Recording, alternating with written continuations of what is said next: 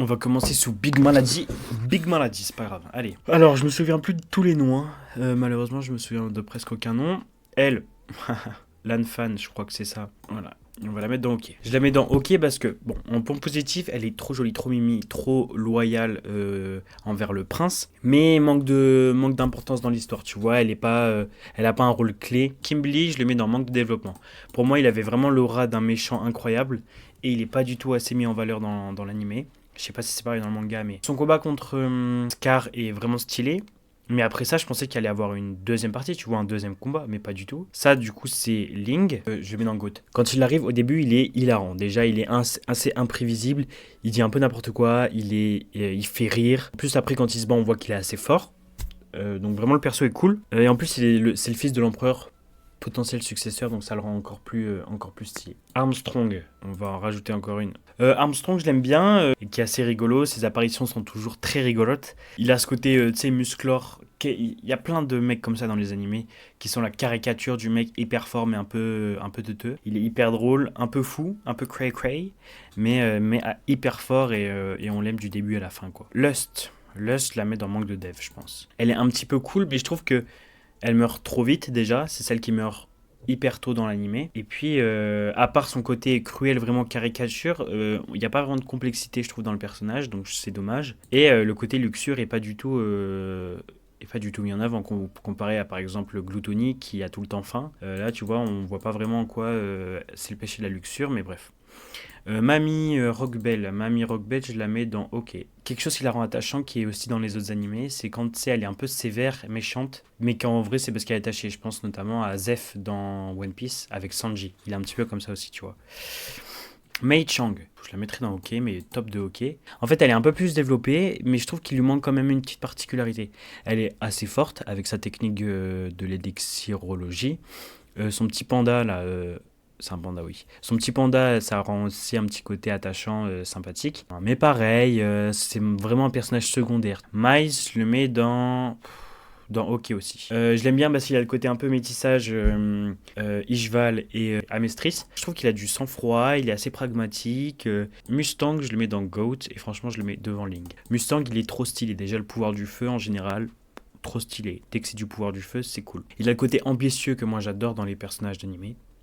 Un peu stratégique, calculateur, qui vraiment je sais pas ce qui se passe avec ces genres de personnages, mais ça prend une dimension supérieure quand je vois un mec qui est comme ça. Izumi Curtis, je la mets dans OK et dans top 1 de OK. Alors elle me fait beaucoup rire parce que le côté un peu, je suis une simple femme de chambre, je crois, non, comment je dis, femme de foyer, une simple femme de foyer, et qu'en vrai elle pète la gueule de tout le monde. Elle me fait un petit peu penser à Belle-Mère dans One Piece aussi. Le genre de personnage, femme forte, indépendante, guerrière, tu vois. Le côté où elle a voulu ressusciter son gosse et qu'elle en a perdu ses organes, je trouve que ça rend vraiment le personnage touchant et bouleversant. Père, moi franchement je le mets dans manque de dev. Je trouve qu'il y a plein de choses qui sont bien chez lui, plein de choses qui ne vont pas. L'antagoniste me fait pas rêver personnellement. T'as l'impression qu'il est abusé et il se fait vaincre de manière trop facile. On n'a pas assez de profondeur, de complexité dans ses motivations, tu vois. Si on compare avec un grand antagoniste comme Meruem dans Hunter x Hunter, je trouve qu'il y a vraiment un monde entre les deux personnages, tu vois. Pride, moi je le mets dans vraiment bien. Je trouve que c'est un bon méchant. Vraiment le fait que ce soit un enfant où on s'y attend pas du tout dès le début. Tu te dis ouais, Selim c'est le fils du Führer innocent qui se doute pas que son père est un méchant. Et en fait au dernier moment, retournement de situation, t'apprends que c'est Pride, un homunculus. Je pense qu'il a un des pouvoirs les plus forts des homunculus. Et puis voilà quoi, c'est le côté un peu psychopathe qu'on peut aimer chez les méchants qui le rendent encore plus terrifiant. Envy, je le mets dans vraiment bien, mais en premier. Il serait presque dans Goat. Il y a beaucoup de profondeur dans le personnage. Quand sa mort, la scène de sa mort est magnifique. Je crois que c'est une des rares fois où j'ai eu les larmes aux yeux dans l'animé. Mais voilà, il m'a vraiment touché. Alors qu'autant au tout début, j'ai détesté le personnage et j'aurais pu le mettre dans Ne mérite pas d'exister. Je crois qu'elle s'appelle Rose. Rose, je la mets dans bof. Rose a pas vraiment de particularité. Comment il s'appelle déjà? Shoetaker, je crois. Hop, ne mérite pas d'exister. Entre parenthèses, FDP. Parce que c'est pas ne mérite pas d'exister en mode il est nul. Parce que le perso est vraiment incroyable. Mais c'est une grosse merde, quoi. C'est un gros fils de pute. Donc lui, personnage, en fait, ça, il faut vraiment que je vous le raconte parce que je crois que c'est le moment qui m'a le plus marqué de l'animé. En gros, on apprend que c'est un docteur, un alchimiste qui travaille sur la transmutation. Donc comme Edward et Alphonse font des recherches sur la transmutation humaine pour pouvoir récupérer leur corps, ils font la rencontre de ce docteur qui a une fille. La femme de ce docteur a disparu il y a 2 ans et depuis il est un petit peu en mode je mène mes recherches mais bon je suis triste. Et en fait on revient le lendemain et qu'est-ce qu'on voit? On voit que il y a une chimère qui a été créée par ce docteur. Et cette chimère elle a été créée à partir du chien et de sa fille. Donc pour vous dire à quel point c'est horrible, le gars a utilisé sa fille et le chien de sa fille, il les a sacrifiés pour en faire une chimère et avancer dans ses projets. Je vous montre. La chimère comme elle est horrible, voilà, vous voyez, c'est vraiment ça. Là, vous voyez cet enculé qui est avec sa fille, enfin vraiment c'était traumatisant la scène, hein. Je vous mens pas.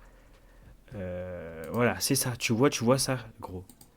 Tu vois ça, c'est vraiment, c'est une image qui est traumatisante quand tu l'entends parler et faire Edward, Edward. Et à la base c'était ça, hein. La petite fille trop attachante, trop mimi. Et puis on apprend qu'en fait il avait fait la même chose avec sa femme il y a 2 ans et c'est pour ça qu'elle a disparu, c'est parce qu'il en a fait une chimère. C'est à partir de ce moment-là que je me suis vraiment dit, putain mais l'animé, ça peut être une pépite. Parce que ce genre de truc où tu t'y attends pas, c'est percutant, traumatisant, c'est vraiment quelque chose qui te touche, moi j'adore ça. Donc on le met, il ne mérite pas d'exister, mais heureusement qu'il existe en vrai de vrai. Sloss, on le met dans OK. Sloss, il a un rôle clé en vérité. Il est chargé de créer le cercle tout autour du pays, parce que c'est celui qui est le plus fort, et voilà. En creusant, il est relou, il est vraiment paresseux pour le coup, mais il n'a pas de personnalité. Donc, sympa mais sans plus, et son pouvoir est juste chiant, et il est même pas un peu cool à regarder. Lui, je sais plus comment il s'appelle, mais il me fait rire. Il a ce côté hyper rigolo, un peu à la Usopp, de vraiment lâche, fuyard, pleurnichard, qui a peur de la mort. Donc Zampano, le mettre dans bof, c'est un des soldats chimères qui se lie au final avec Ed et sa bande, et voilà. Armstrong, on va la mettre dans vraiment bien. La sœur de Louis Armstrong, et c'est celle qui tient la barrière nord avec le pays Drachma, donc le pays du nord. Personnage assez charismatique, très forte, et un peu à la Erza dans Fairy Tail. Risa, on va la mettre dans... OK. King Bradley, je le mets dans Goats. Je le mets où? Je le mets après... Pour moi, c'est le meilleur méchant. Lui, je le préfère en antagoniste à Père. Parce qu'il a un côté un petit peu rationnel, tu vois. C'est un peu nuancé. C'est pas comme les homunculus où les humains, c'est de la merde et c'est eux les méchants, tu vois.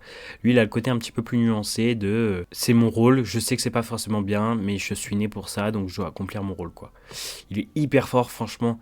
La scène où il arrive à Central pour récupérer le quartier général est incroyable. Quand il se bat contre Buccaneer, Grid, tout ça, il est vraiment trop fort. Je trouve ça dommage qu'il ait au final perdu contre Scar parce que le combat est pas incroyable, mais vraiment t'avais l'impression que le perso était impossible à tuer. Gluttony, je le mets dans vraiment bien. Il est juste glouton.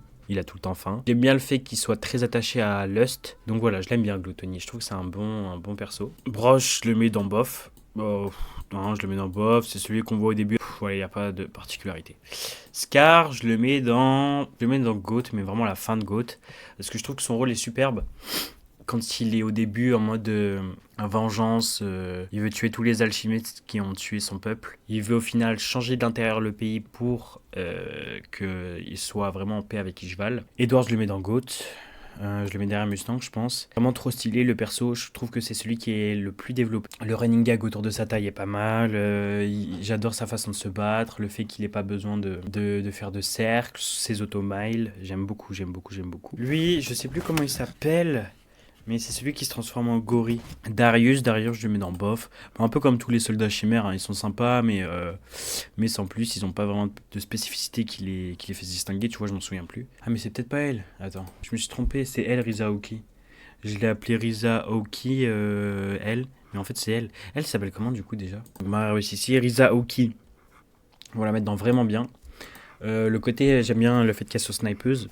qu'elle soit vraiment dévouée, fidèle entièrement à Mustang, que ce soit un peu ce qui doit veiller sur lui, tu vois. Grumman, je le mets dans vraiment bien aussi. J'aime bien parce que il fait genre qu'il est un peu vieux à la retraite, mais en vrai, je pense on comprend qu'il a toujours de l'ambition. Lui, je sais plus comment il s'appelle, on va le mettre dans bof. Hohenheim, on le met dans vraiment bien, je pense, mais en tout début. Personnage très intéressant, un peu compliqué à comprendre, notamment son pouvoir, tout ça, mais qui dédie sa vie au prix même de voir ses enfants grandir, à arrêter celui qui l'a engendré, donc père.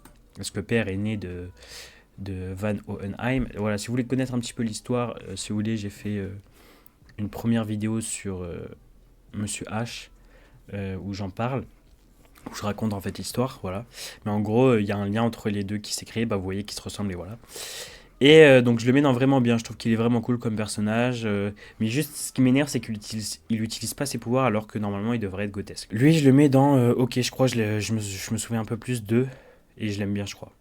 Alphonse je le mets dans manque de développement, je trouve qu'il est pas assez développé. Tout ce qu'on sait de lui c'est que c'est son côté un peu rigolo, c'est le petit frère mais qui est un peu plus mesuré que son grand frère, mais je trouve qu'il est pas assez développé, il a pas assez de profondeur. Buccaneer on va le mettre dans ok.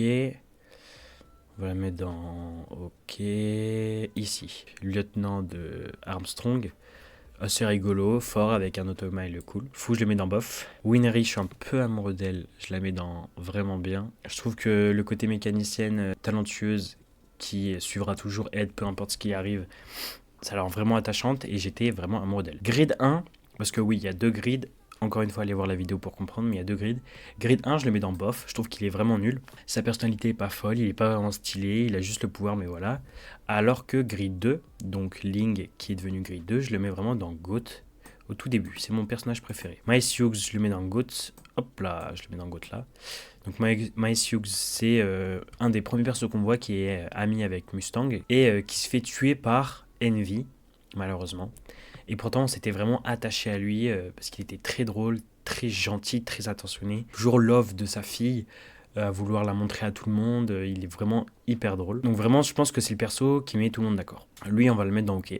Non, OK, c'est celui qui a un peu... C'est un des soldats chimères qui a le plus d'importance quand il se bat contre Pride, notamment. Barry, je le mets dans mon chouchou, je pense. Il me fait trop rire. J'adore son rôle. J'adore sa personnalité. Je suis dégoûté qu'il soit mort. J'aurais trop aimé le voir jusqu'à la fin. Et on arrive au dernier, Avoc. On le met dans OK. Voilà, Avoc, il me fait rire parce que c'est un peu le Sanji. Il est love des femmes et ça, à un moment, lui porte préjudice puisqu'il se fait manipuler par Lust. Et voilà, il a ce côté où il arrive à rebondir malgré le fait qu'il perde ses jambes. Et voilà, donc j'aime beaucoup ce genre de personnage. Et on arrive à la fin de cette tier list. On a tout ça. Je crois que je vais mettre plutôt ça comme ça, tu vois. Ah, je sais pas. Parce que ça, c'est mon chouchou, mais ça, il est vraiment grotesque, quoi. J'aime bien le fait qu'il veuille être roi du monde aussi. Bref, on va regarder comme ça. Voilà, donc on a cette petite tier list qui clôt cet arc Full Metal Alchemist, puisque j'en ai fait un dessin que j'ai publié sur Insta.